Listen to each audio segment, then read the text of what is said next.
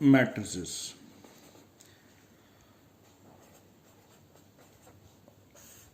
अब आपने मैट्रिसेस पढ़ा है, मैट्रिसेस क्या है? मैट्रिसेस में हम सिंगुलर में matrix, matrix is an ordered. अब ऑर्डर्ड किस लिए लिखते हैं कि हम जिगजैग में नहीं लिखेंगे। Order rectangular array, array is arrangement of numbers और फंक्शंस। अब नंबर और फंक्शंस को हम रेक्टेंगुलर अरेंजमेंट में जो लिखेंगे उसे क्या बोलते हैं? मैट्रिसेस। अब मैट्रिसेस में अभी आपने पिछली वीडियो में देखा कि हम जनरल में मैट्रिसेस को कैसे कंसिडर करते हैं, इन स्क्वायर ब्रैकेट, जिसमें हॉरिजॉन्टल जो है लाइंस हैं वो उसे क्या बोलते हैं? रोज, एंड वर्टिकल उसे क्या बोलते हैं? कॉलम। These are columns. और a matrix is usually written as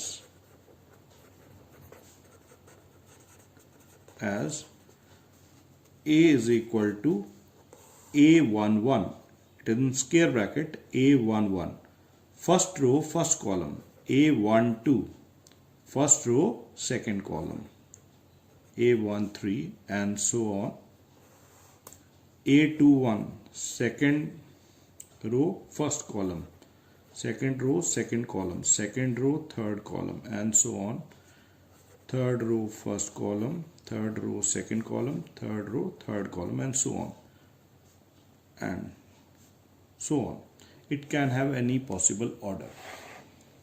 Clear? Now, let us consider 4 elements. What are the possible orders? How can you write these 4 elements? In rectangular arrangement, you can write 1, 2, 3 and 4. Or you can write this way, or you can write in this way. Is any other possible way there for writing 4 element? No, I think so.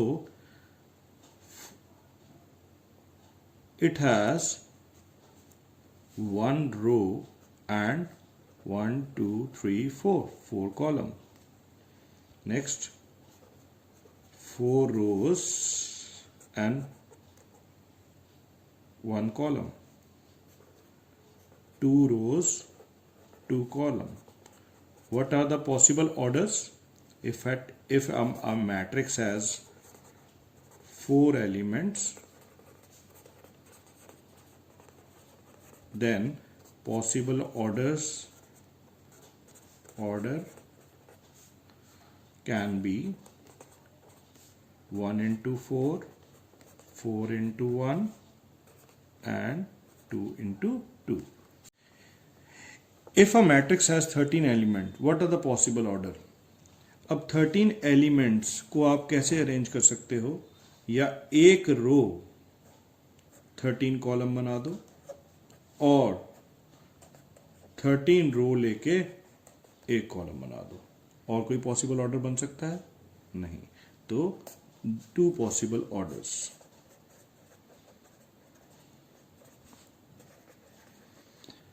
Now अब AIJ क्या है? It is an element with ith row and jth column. If you know AIJ, अब AIJ पता है आपके पास, suppose करिए AIJ है आपके पास 2i minus j, और मैं आपको बोलूं construct a matrix of order 2 into 2, तो कैसे कंस्ट्रक्ट करेंगे? ए मैट्रिक्स लिया, अब 2 into 2 बनानी है तो 2 रोज और 2 कॉलम। तो इन जनरल आप क्या लिखेंगे? A11 first row first column, A12 next A21 and A22। ऐसे ही है, 2 रोज हो गई आपके पास और 2 कॉलम बन गए। अब A11 कैसे कैलकुलेट होगा? ith एलिमेंट यहाँ पे 1 है, jth एलिमेंट यहाँ पे 1 है, तो ये आप वैल्यू इस पे सब्स्टिट्यूट करेंगे। 2 इंटू 1 माइनस 1, तो 2 minus 1 is 1। A12 2 into 1 minus 2, 2 minus 2 it is 0। A21 2 into 2 minus 1, 4 minus 1 that is 3, and A22 2 into 2 minus 2, 4 minus 2 it is 2। Now you will substitute all the values here। A11,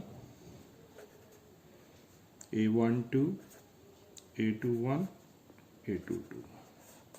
अब इस basis पे आप exercise के जो आपको link भेज दिया जाएगा, एक्सरसाइज 3.1 एक्सरसाइज एनसीईआरटी, इसके आपने क्वेश्चन नंबर 4th, 5th ये इसी बेसिस पे हैं, ये कंसिडर कर लेना है।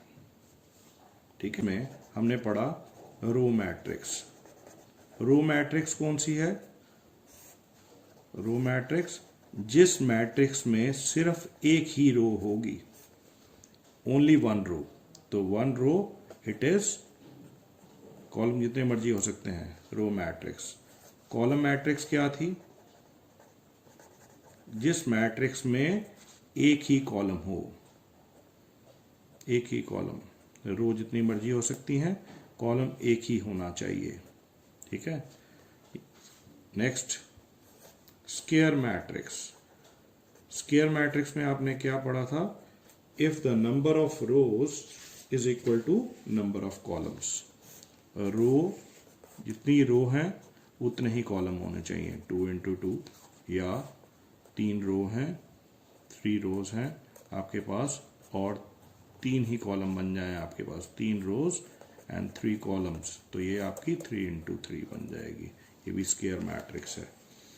फिर आपने डायगोनल मैट्रिक्स की डेफिनेशन पढ़ी थी। डायगोनल मैट्रिक्स क्या था? डायगोनल मैट्रिक्स कौन सी मैट्रिक्स है?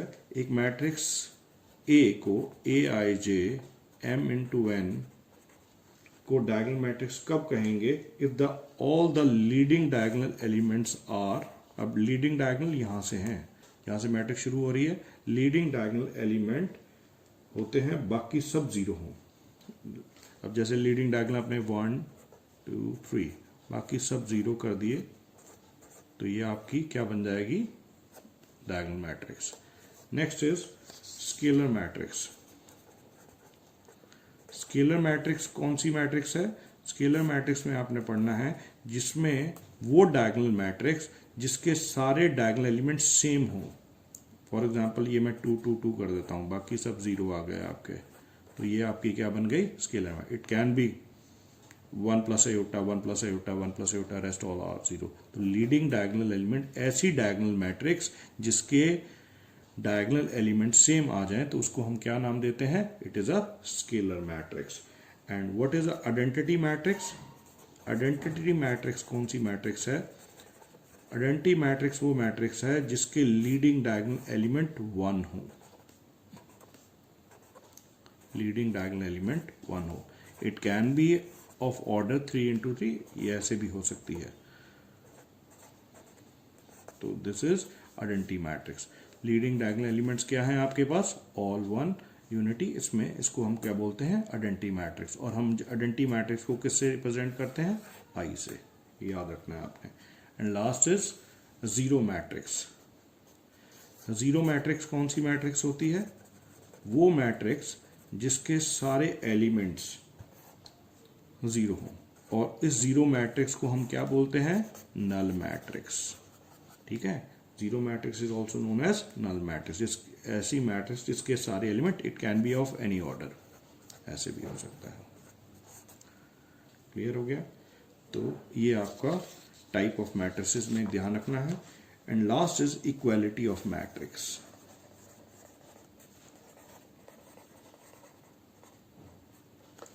Equality of matrix. अब दो मैट्रिक्स इक्वल कब होते हैं? To matrices A is equal to Aij and B is equal to Bij are said to be equal if condition number 1 याद रखनी है कि if they have same order,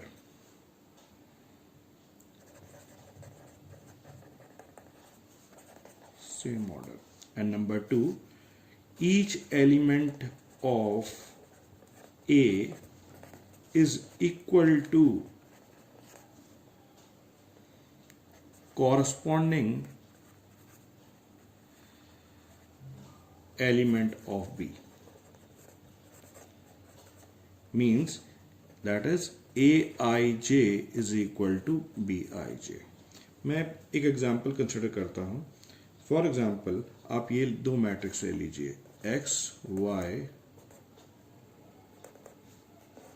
और एक मैट्रिक्स मैं अब यहां पे ले रहा हूं 1 -1 5 और 7। अब ये दोनों मैट्रिक्स इक्वल हैं। अगर if I say if these two matrix are equal means इसका ऑर्डर है 2 × 2, इसका ऑर्डर भी है 2 × 2, ये इक्वल है। अब इसके कॉरस्पॉन्डिंग एंगल एलिमेंट्स इक्वल होंगे, सॉरी। तो x is equal to 1, y is equal to -1, z equal to 5 and what will be w? It will be 7। अब एक और एग्जांपल कंसीडर कर लेते हैं हम। एक्सरसाइज में क्वेश्चन नंबर 6 है, x + y 5 + z 2x, x into y, sorry 6 2 5 8। अब ये दो मैट्रिसेस इक्वल दे रखी हैं और उसने बोला x और y की वैल्यू फाइंड आउट करो।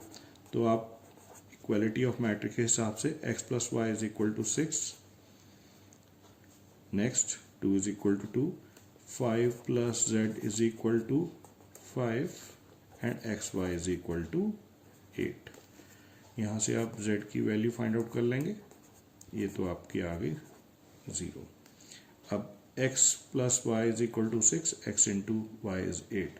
अब यहां से y की वैल्यू 8y(x) निकाली आपने। You will substitute this value in here, यहां से इसको क्वाड्रेटिक बना के आप सॉल्व कर लेंगे, वहां से आपके पास x और y की वैल्यूज आ जाएंगी। Clear? Now question number 6 and 7 वो सारे इक्वालिटी ऑफ मैट्रिक्स के ऊपर हैं। तो आपने आज एक्सरसाइज 3.1 घर पे कंप्लीट करनी है। और कोई प्रॉब्लम हो तो आपने व्हाट्सएप नंबर आपके पास शेयर किया हुआ है, उस पर आपने मुझे प्रॉब्लम पूछ लेनी है।